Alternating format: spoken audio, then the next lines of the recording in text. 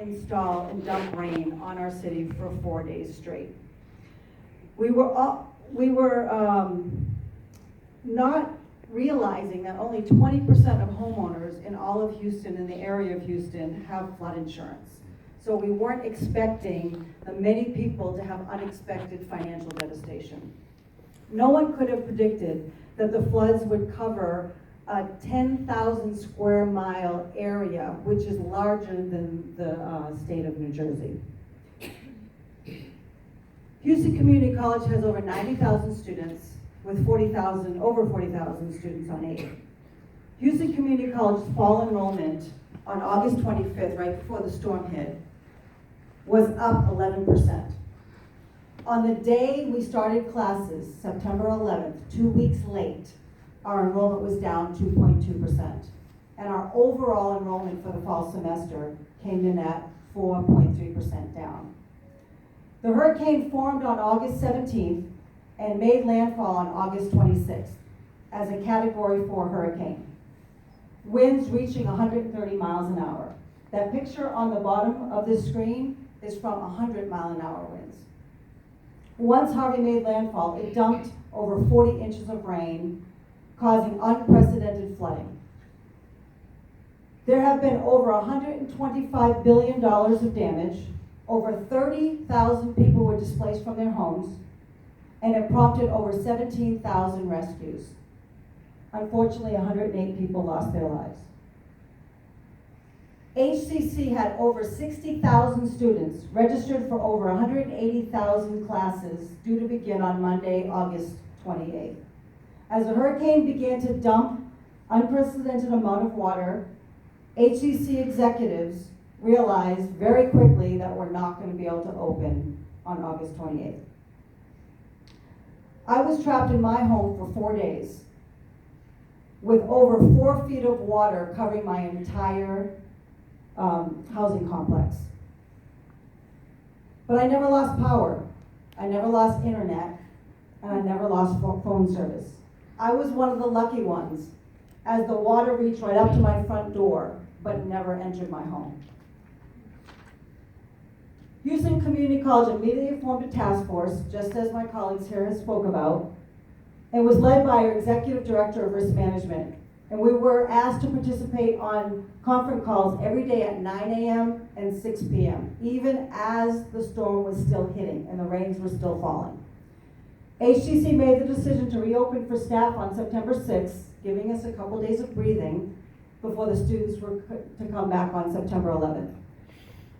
The college continued to pay staff for the entire time the college was closed, including part-time employees. They usually only get paid when they work. The college set and communicated operational priorities, placing the protection of life as the top priority, followed by property, support, rapid response, disseminating accurate information, and accurately tracking the costs and assigned resources. Immediately after the rain stopped, we started the process of assessing needs and determining what the college could reasonably do to help those affected by the hurricane. Communications went out to faculty, staff, and students. And staff and faculty were able to use vacation, sick, and catastrophic leave to cover the time they needed to put their lives back together. I personally called every one of my 125 staff to ensure that they were safe and determine if any help was needed.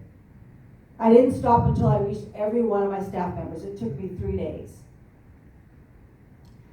Again, I never lost internet service, so I could stay at home and keep on top of my emails. On August 25th, I received 20 different emails from the Dallas office of the Department of Education. Unfortunately, none of the links worked. And when I called the number on it, I got an out of office on vacation message. So I wasn't sure what to do. So I used the resources I had on hand. And I reached out to Justin Drager, the president of NASFAA. Justin responded to me in less than 7 minutes. That day, I received 2 phone calls from the Department of Ed, one from someone in Dallas and one from someone in DC, right to my cell phone.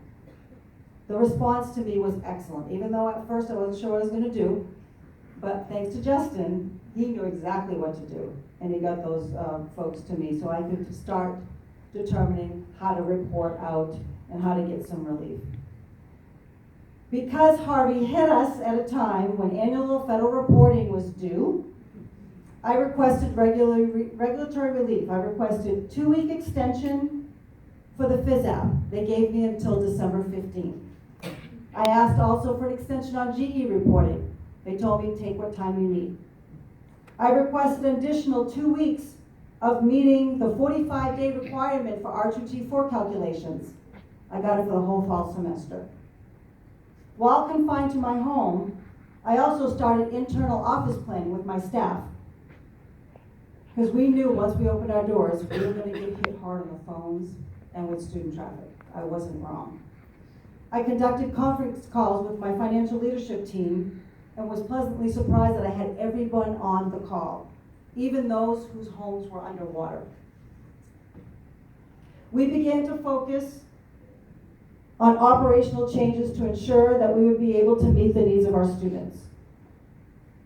I have a processing staff of 18 people that work behind the scenes. Their primary job is file review and verification. I knew we were going to need manpower at our 14 different financial aid offices all over the city. I received approval to hire a consulting firm to virtually complete the processing tasks, primarily verification and SAP appeals, so that I could deploy all of my processing staff to the campuses. We had no idea which students were going to be able to come back to school. We knew that if they were walking through the door, that they were here to attend the fall. We had our processing staff at the campus offices completing on-the-spot processing of verification, file review, and awarding.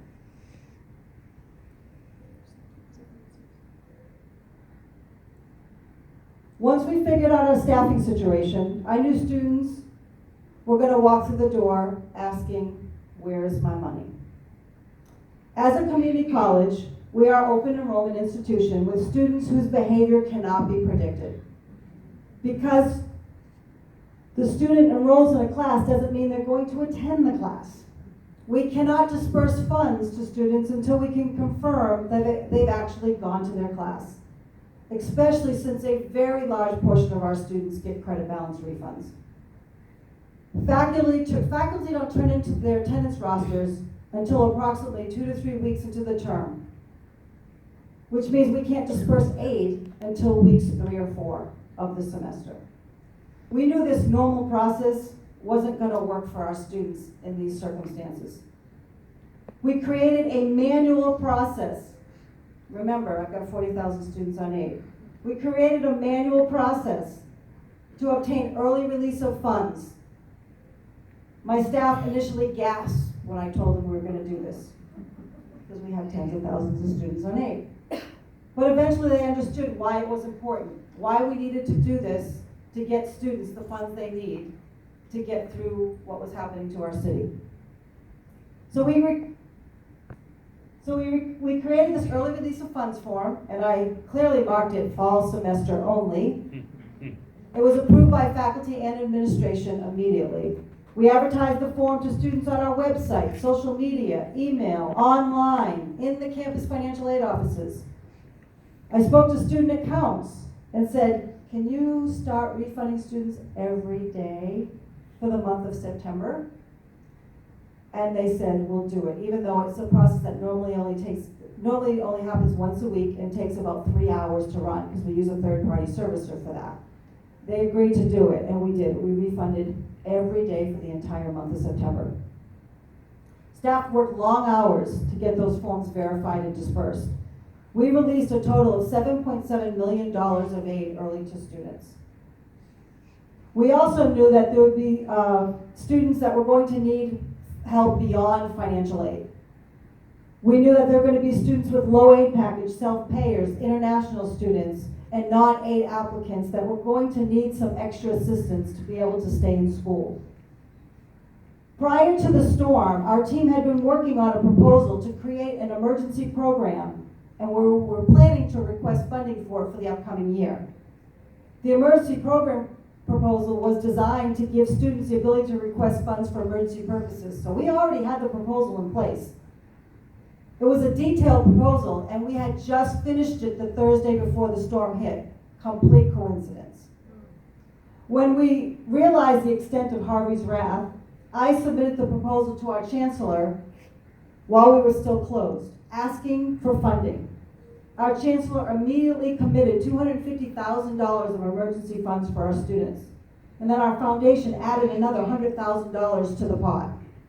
Then we had our bookstore, Barnes & Noble, give us $25,000 for students who lost all their books and supplies in the floods.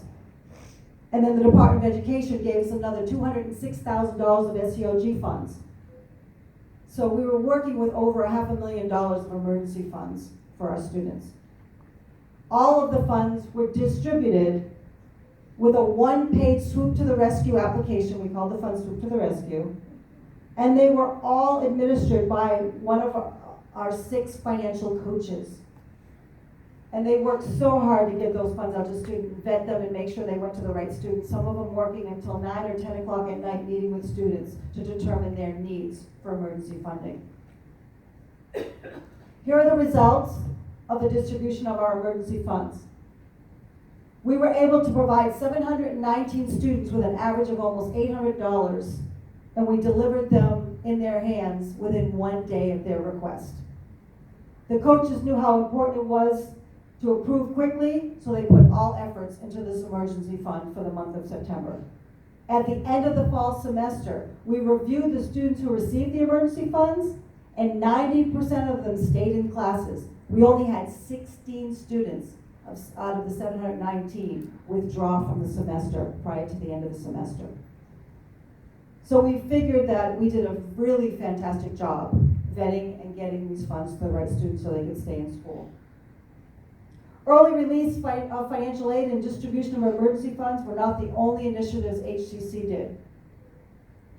We sent out a survey of information to all of our staff and students, asking them how they're doing, if they lost their homes, their cars, their possessions, their jobs. We had people that lost their homes and their jobs in 4 days. HR called all the respondents and helped them with referrals and giving them up-to-date information. Our financial coaching team hosted community resource fairs during the entire month of September, all put together in the matter of 2 days. We partnered with the Houston Food Bank, who brought in a refrigerated truck to many of our campuses for the months of October and November to provide food assistance. During the 12 food fairs, we distributed over 150,000 pounds of food to over 3,000 people. As I stated earlier, I had reached out prior to the start for regulatory relief, and they were all approved. Think about the deadlines and the requirements we normally are challenged with, and then add a major disaster to the equation. Even if you think you're able to meet the deadlines or handle the requirement, ask for relief anyways. You never know if you're going to need it. You really need to move your focus on students, as my colleague has said already. Because for St. Petersburg College, they had already sent in their phys app, but the Department of Education went ahead and gave them the extension anyway, just in case, because they could, for the storm. Those who were affected by Hurricane Harvey, a great deal of assistance became available early on in the recovery period. Those who responded and reported immediately, even as the storm was causing turmoil amongst the city, found that they got their request fairly early. Those who waited to report to FEMA and other disaster agencies found themselves waiting months, some still waiting. So in circumstances like this, not only for your students, but even for yourselves, if you are involved in any kind of disaster, report immediately. If you can get to a computer, even though you lose power, get to a computer, get on an internet, request the funds immediately. Those who did that found results. Those who waited are still waiting. We had no idea what to expect when we started our spring semester. Our financial aid operations were back to normal. We had expended all of the $570,000 of emergency funds. We were expecting there might be an uptick in the request for special circumstances, PJ decisions, and SAP appeals coming into the spring semester. To our surprise, we did not see a significant change or increase until the end of the spring semester, before the fall, or we should say before the summer or fall. But it still wasn't as significant as we thought it would be. We received additional funds in the spring semester to support our students that were affected by Harvey. Our mayor's office gave our school $100,000. Believe it or not, we found it a little harder to distribute those funds in the spring because most of the needs were met in the fall. At our convocation, our financial coaching team was received a Chancellor's Excellence Award for going above and beyond the call of duty to help those hit by Harvey. Our financial aid staff were emotionally and physically exhausted at the end of September. Even staff who lost their homes, cars, and possessions were showing up to work to assist students. I recognize how much the financial aid staff endured, so I spoke to my supervisor about closing all of my financial aid offices for one day in November. Not something I'm able to do very often, folks. So it was approved, even though it was an expensive venture.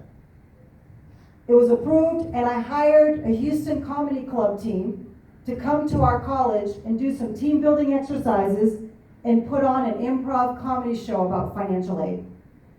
The comedy team spent the morning doing team building, really fun team building exercises.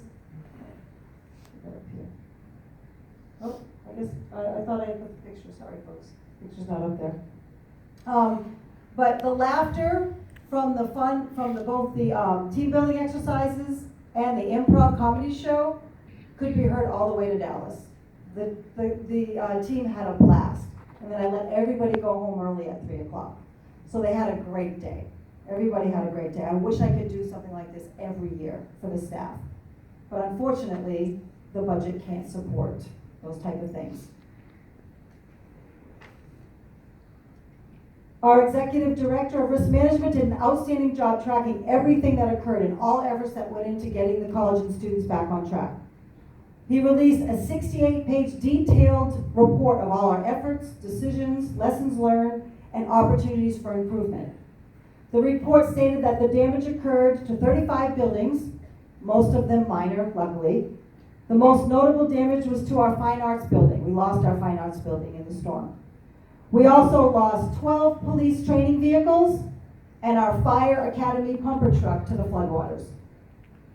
Following the collection of all reimbursements, the total loss for HCC was just under $1 million. Our strengths noted in this report was our dedicated staff, our resilient systems with IT, HR, and facilities, our rapid damage remediation, our effective communications, effective use of incident command systems, and HCC's business continuity plan. Our opportunities and recommendations for improvement in the report include formal delegation of authority for all key positions were not written in advance. Identification of essential personnel was not formalized and did not include alternatives to certain positions. Incident command system lacked adequate staff backup.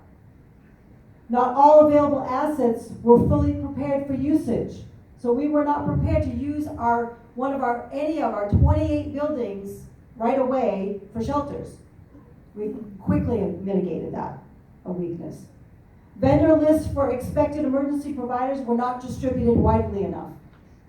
Staff with essential information were not required to store that information on remotely accessible and recoverable locations. I think St. Petersburg College does a good job with that, and we can learn from that.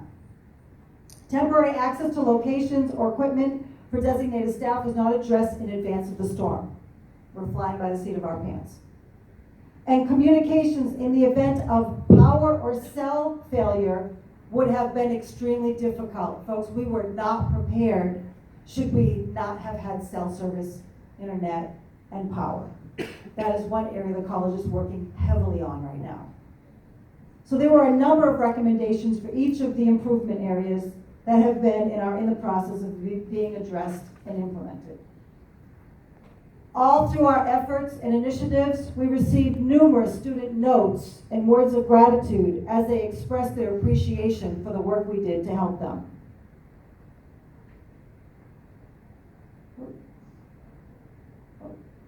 There we go. I want to play for you a recording that one of our emergency aid recipients. Started already? Yeah. Okay, thank you. I want to play for you a recording that one of our emergency aid recipients left after her request for cash assistance was approved. I spoke to Jennifer, requesting her permission to play this recording for you all. She was more than happy to give me permission and further shared how much the assistance helped her. She was a recipient of both fall and spring emergency aid. She's still homeless and displaced from Harvey, and lives with a friend who also had significant home damage, and together they are working to put their lives together. Jennifer shared with me that she is doing much community service to help other hurricane victims, even though she's homeless, and considers herself one of the lucky ones because she was able to stay in school and didn't have to take a break. Here is her message to us immediately after we provided her with fall emergency funds. If I sound like I'm out of breath, it's because I'm elated. Thank you so much. I know it's not you because it comes from a different source, but you were the messenger. And I want to say thank you so much because that means so much to me. I'm a new divorcee, trying to get my life back and get my identity, and getting back in school means the world to me. And then when Harvey came, this kind of almost sucked the life out of me. But to know that I got this extra that says, I can keep going. You don't have to call me back, but I want you to know, thank you so much for the work you guys were doing. And I used to be a Lone Star last semester. I came out of there with a really good GPA, and it was a struggle. But I have seen HUC step up in ways with my life and other people's lives that I really never imagined. Again, thank you. Thank you. Thank you. And I'm going to pray that you all continue to be blessed to do the work that you do so that you can bless lives. Thank you so much for attending this session. And at this time, we'll open up to any questions you may have. One of the things I don't know if any of you mentioned is for federal work study, we were able